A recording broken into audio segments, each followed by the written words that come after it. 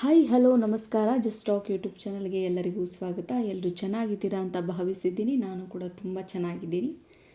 ಹೆಣ್ಣು ಹುಟ್ಟಿದ್ರೆ ಹುಣ್ಣು ಹುಡ್ತು ಅನ್ನೋ ಈ ಕಾಲದಲ್ಲೂ ಕೂಡ ಹೆಣ್ಣೇ ಆಸ್ತಿ ಅಂತ ಬದುಕೋ ಪೇರೆಂಟ್ಸ್ ತುಂಬ ಜನ.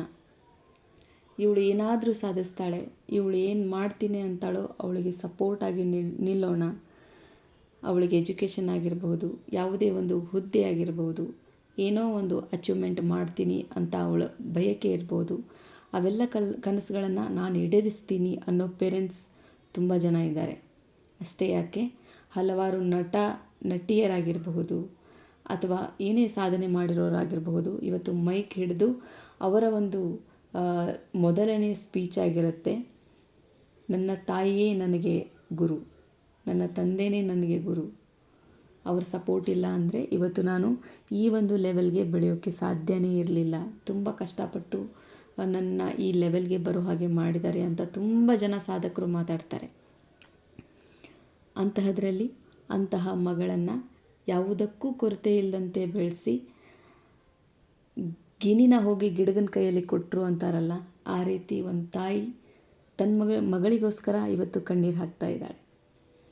ಅರ್ಧ kg ಚಿನ್ನವನ್ನು ಕೊಟ್ಟು ಅದ್ಧೂರಿಯಾಗಿ ಮದುವೆ ಮಾಡಿ, ಯಾವುದಕ್ಕೂ ಕುಂದು ಕೊರತೆ ಬರದೇ ಇರೋ ಹಾಗೆ ಮದುವೆ ಮಾಡಿ, ಮಗಳು ಚೆನ್ನಾಗಿರ್ತಾಳೆ, ರಾಣಿ ಥರ ಇರ್ತಾಳೆ ಅಂತ ಕನಸುಗಳನ್ನು ಕಂಡಂತಹ ತಂದೆ ತಾಯಿಗೆ ಬಿಗ್ ಶಾಕ್ ಅಂತಲೇ ಹೇಳಬಹುದು. ವಿಡಿಯೋ ಮಗಳು ಪತ್ತೆಯಾಗಿದ್ದಾಳೆ. ಮಗಳ ಶವವನ್ನು ನೋಡಿ ದುಃಖಿಸುತ್ತಿರುವ ತಂದೆ ತಾಯಿ, ಅನಾಥವಾಗಿ ನಿಂತಿರುವ ಆ ಮಗಳ ಮಕ್ಕಳು, ಅವರ ಬಗ್ಗೆ ಈ ಒಂದು ವಿಡಿಯೋ ಆಗಿರುತ್ತೆ. ಇವತ್ತಿನ ಈ ಒಂದು ವಿಡಿಯೋನ ಸ್ಟಾರ್ಟ್ ಮಾಡ್ತೀನಿ. ನಿಮಗೇನು ಅನಿಸುತ್ತೆ ಅನ್ನೋದನ್ನು ಈ ಒಂದು ವಿಡಿಯೋದಲ್ಲಿ ಕಮೆಂಟ್ ಮೂಲಕ ತಿಳಿಸಬಹುದು. ಹಾಗೆ ನಿಮ್ಮ ಸಪೋರ್ಟ್ ಕೂಡ ನನಗೆ ಸಿಗಲಿ ಅಂತ ಕೇಳ್ಕೊಳ್ತಾ ಇವತ್ತಿನ ಈ ಒಂದು ವಿಡಿಯೋನ ಸ್ಟಾರ್ಟ್ ಮಾಡ್ತೀನಿ. ತಾಯಿ 9 ತಿಂಗಳು ಹೊಟ್ಟೆಯಲ್ಲಿ ಒಂದು ಮಗುವನ್ನು ಇಟ್ಕೊಂಡು, ತನಗೇನೇ ಇಷ್ಟ ಆದರೂ, ತನಗೇನೇ ನೋವಾದರೂ ಅದನ್ನು ಎಲ್ಲವನ್ನು ಸಹಿಸಿಕೊಂಡು ಮಗುವಿಗೋಸ್ಕರ, ಮಗು ಆರೋಗ್ಯವಾಗಿ ಬೆಳೀಲಿ ಅನ್ನೋದಕ್ಕೋಸ್ಕರ ತನ್ನೆಲ್ಲ ಆಸೆಗಳನ್ನು ಗಂಟು ಮೂಟೆ ಕಟ್ಟಿ ಎಸೆದ್ಬಿಡ್ತಾಳೆ ತಾಯಿ. ಯಾತಕ್ಕೋಸ್ಕರ? ತನ್ನ ಮಗುವಿಗೆ ಒಂಚೂರು ನೋವಾಗಬಾರ್ದು ಅನ್ನೋ ಒಂದೇ ಉದ್ದೇಶಕ್ಕೋಸ್ಕರ ಮಾತ್ರ. ಅದರಲ್ಲೂ ಹೆಣ್ಮಗಳು ಜನಿಸ್ತಾಳಲ್ಲ, ಹೆಣ್ಮಗಳು ಅಂದರೆ ಆ ಮಗಳನ್ನು ದೇವ್ರ ಥರ ನೋಡುವಂಥ ಸಾಕಷ್ಟು ತಂದೆ ತಾಯಿಗಳನ್ನು ನಾವು ನೋಡಿರ್ತೀವಿ. ಅವಳು ಯಾವುದು ಸೇಫ್ ಅವಳಿಗೆ, ಯಾವುದು ಅನ್ಸೇಫ್, ನನ್ನ ಮಗಳು ಹೇಗಿರಬೇಕು, ಅವಳಿಗೆ ಏನಿಷ್ಟ ಅನ್ನೋ ಎಲ್ಲ ಒಂದು ವಿಷಯವನ್ನು ತಿಳ್ಕೊಳ್ತಾರೆ, ಕಾವಲಾಗಿ ಕಾಯ್ತಾರೆ. ತುಂಬ ಚೆನ್ನಾಗಿ ಬೆಳೆಸಿ ರಾಣಿ ಥರ ನೋಡಿಕೊಂಡು, ಇನ್ನೂ ಕೂಡ ಮಹಾರಾಣಿ ಥರ ಇರಲಿ ನನ್ನ ಮಗಳು ಗಂಡನ ಮನೆಯಲ್ಲಿ ಅಂತ ಒಳ್ಳೆಯ ಒಂದು ಕುಟುಂಬವನ್ನು ಹುಡ್ಕೋಕ್ಕೆ ಶುರು ಮಾಡ್ತಾರೆ.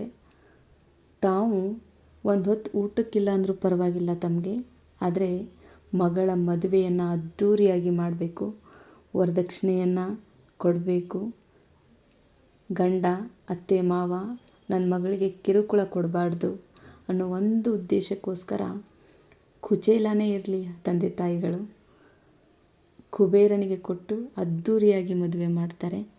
ಆದರೆ ಚೆನ್ನಾಗಿರಬೇಕು ಅಂತ ಏನು ಕಂಡಿರ್ತಾರಲ್ಲ ಕನಸು ತಂದೆ ತಾಯಿಗಳು, ಅದು ಇವತ್ತು ನುಚ್ಚು ನೂರಾಗಿದೆ ಮೈಸೂರಿನಲ್ಲಿ ಅಂತಲೇ ಹೇಳ್ಬೋದು. ಇವತ್ತು ಅದ್ಧೂರಿಯಾಗಿ ಮದುವೆ ಮಾಡಿಕೊಟ್ಟಂತಹ ತಾಯಿ ಮಗಳ ಶವವನ್ನು ನೋಡ್ತಾ ದುಃಖಿಸ್ತಿರೋದನ್ನು ನೋಡೋಕ್ಕಾಗ್ತಾ ಇಲ್ಲ. ನನ್ನ ಮಗಳು ಚೆನ್ನಾಗಿರಲಿ, ರಾಣಿ ಥರ ಇರಲಿ ಅಂತ ಅದ್ಧೂರಿಯಾಗಿ ಮದುವೆ ಮಾಡಿಕೊಟ್ಟಂತಹ ಗೀತಾ ಅವರು ತಮ್ಮ ಮಗಳ ಒಂದು ಶವವನ್ನು ನೋಡಿ ಕಣ್ಣೀರು ಹಾಕ್ತಾ ಇದ್ದಾರೆ. ಸಂಧ್ಯಾ ಎನ್ನೋ ಮಹಿಳೆ ಇವತ್ತು ಮೈಸೂರಿನಲ್ಲಿ ತನ್ನ ಜೀವವನ್ನು ಕಳೆದುಕೊಂಡಿದ್ದಾಳೆ. 2 ಮುದ್ದಾದ ಮಕ್ಕಳನ್ನು ಅನಾಥರನ್ನಾಗಿ ಮಾಡಿಬಿಟ್ಟು ಹೋಗಿದ್ದಾರೆ. 2013ರಲ್ಲಿ ಅದ್ಧೂರಿಯಾಗಿ ಮದುವೆ ಮಾಡಿಕೊಡಲಾಗಿತ್ತು ಸಂಧ್ಯಾ ಅವರದ್ದು. ಸಂಧ್ಯಾ ಅವರ ಪತಿ ಅಕ್ಷಯ್. ಹಾಗೆ ಅರ್ಧ kg ಚಿನ್ನವನ್ನು ವರದಕ್ಷಿಣೆಯನ್ನಾಗಿ ಕೊಟ್ಟು, ಯಾವುದೇ ಕುಂದುಕೊರತೆ ಇಲ್ಲದಂತೆ ಅದ್ಧೂರಿಯಾಗಿ ಮದುವೆಯನ್ನು ಮಾಡಿಕೊಟ್ಟಿರ್ತಾರೆ ಗೀತಾ ಅವರು. ಆದರೆ ವರದಕ್ಷಿಣೆಯ ಕಿರುಕುಳಗೋಸ್ಕರ ಸಂಧ್ಯಾ ಅವರನ್ನು ದಿನನಿತ್ಯವೂ ಹಿಂಸೆ ಮಾಡ್ತಾ ಇರ್ತಾರೆ ಗಂಡ ಅಕ್ಷಯ್ ಮತ್ತು ಅತ್ತೆ ಮಾವ. ಈ ಒಂದು ಕಿರುಕುಳವನ್ನು ತಾಳಲಾರದೆ ಇವತ್ತು ಸಂಧ್ಯಾ ಅವರು ನೇಣಿಗೆ ಶರಣಾಗಿದ್ದಾರೆ. ನೇಣು ಹಾಕಿಕೊಂಡ ಸ್ಥಿತಿಯಲ್ಲಿ ಮಗಳ ಶವ ಪತ್ತೆಯಾಗಿರೋದನ್ನು ನೋಡಿ ಗೀತಾ ಅವರು ಅಳಿಯನ ಮೇಲೆ ಅಂದರೆ ಸಂಧ್ಯಾ ಗಂಡನ ಮೇಲೆ ಆರೋಪವನ್ನು ಮಾಡಿದ್ದಾರೆ. ಇದು ಸುಸೈಡ್ ಅಲ್ಲ, ಇದು ಕೊಲೆ ಎಂದು ಆರೋಪ ಮಾಡ್ತಾ ಇದ್ದಾರೆ. ಮಗಳನ್ನು ಹೊಡೆದು ಕಿರುಕುಳ ಕೊಟ್ಟು ಮಗಳನ್ನು ಜೀವ ತೆಗೆದು ಇವತ್ತು ನೇಣು ಹಾಕಿದ್ದಾರೆ ಮಗಳನ್ನು ಅಂತ ಹೇಳ್ತಾ ಇದ್ದಾರೆ. ಈ ಆರೋಪ ನಿಜಾನೋ ಸುಳ್ಳು ಅಂತ ಪೊಲೀಸರು ಇದರ ಬಗ್ಗೆ ತನಿಖೆ ಶುರು ಮಾಡಿದ್ದಾರೆ. ಮಗಳಿಗೆ ಒಂದು ನ್ಯಾಯ ಸಿಗಬೇಕು, ಮಗಳ ಸಾವಿಗೆ ಒಂದು ನ್ಯಾಯ ಸಿಗಬೇಕು.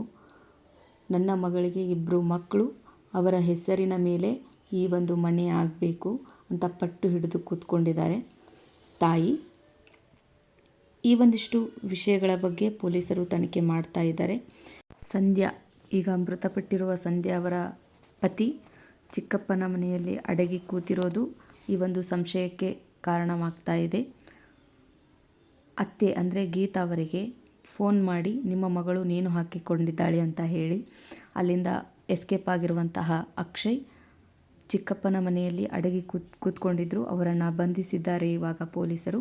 ಇದರ ಬಗ್ಗೆ ಇನ್ನೂ ಹೆಚ್ಚು ತನಿಖೆಯನ್ನು ಮಾಡಿ ಈ ಒಂದು ಸಾವಿಗೆ ಮತ್ತು ಅನಾಥರಾಗಿ ನಿಂತಿರುವಂತಹ ಸಂಧ್ಯಾ ಅವರ ಮಕ್ಕಳಿಗೆ ನ್ಯಾಯವನ್ನು ಒದಗಿಸ್ತಾರೆ ಅಂತ ಎಲ್ಲರೂ ಕೂಡ ಅಂದ್ಕೊಂಡಿದ್ದಾರೆ. ಆ ನ್ಯಾಯ ಸಿಗಲಿ ಅಂತ ಕೇಳ್ತಾ, ಆ ತಾಯಿ ಕಣ್ಣೀರಿಗೆ ನ್ಯಾಯ ಸಿಗಲಿ ಅಂತ ಹೇಳ್ತಾ ಈ ಒಂದು ವಿಡಿಯೋನ ಮುಗಿಸ್ತಾ ಇದ್ದೀನಿ. ಇದರ ಬಗ್ಗೆ ನಿಮ್ಮ ಅಭಿಪ್ರಾಯಗಳನ್ನು ನನಗೆ ಕಮೆಂಟ್ ಮಾಡಿ ತಿಳಿಸಬಹುದು. ಹಾಗೆ ಇನ್ನೊಂದು ಚಿಕ್ಕ ವಿಷಯವನ್ನು ಹೇಳ್ತೀನಿ. ವರದಕ್ಷಿಣೆ ತಗೊಳ್ಳೋದು ಎಷ್ಟು ತಪ್ಪೋ ಹಾಗೆ ಕೊಡೋದು ಅಷ್ಟೇ ತಪ್ಪು. ಅವುಗಳನ್ನು ಅದ್ಧೂರಿಯಾಗಿ ಐಷಾರಾಮಿ ಇರುವಂತಹ ಮನೆಗೆ ಕೊಡುವ ಬದಲು ಐಷಾರಾಮಿ ಇರುವಂತಹ ಮನಸ್ಸಿನವನಿಗೆ ಕೊಡಿ ಅಂತ ಕೇಳ್ತಾ ಇವತ್ತಿನ ಈ ಒಂದು ವಿಡಿಯೋನ ಮುಗಿಸ್ತಾ ಇದ್ದೀನಿ. ಈ ಒಂದು ವಿಷಯದ ಬಗ್ಗೆ ನನ್ನ ಕಮೆಂಟ್ ಬಾಕ್ಸ್ನಲ್ಲಿ ಕಮೆಂಟ್ ಮಾಡಿ ತಿಳಿಸ್ಬೋದು ನೀವೆಲ್ಲರೂ. ಹಾಗೆ ನನ್ನ ಒಂದು ಚಾನಲ್ನ ಲೈಕ್ ಮಾಡಿ, ಶೇರ್ ಮಾಡಿ, ಸಬ್ಸ್ಕ್ರೈಬ್ ಮಾಡಿ ಅಂತ ಹೇಳ್ತಾ thank you for the watching this video.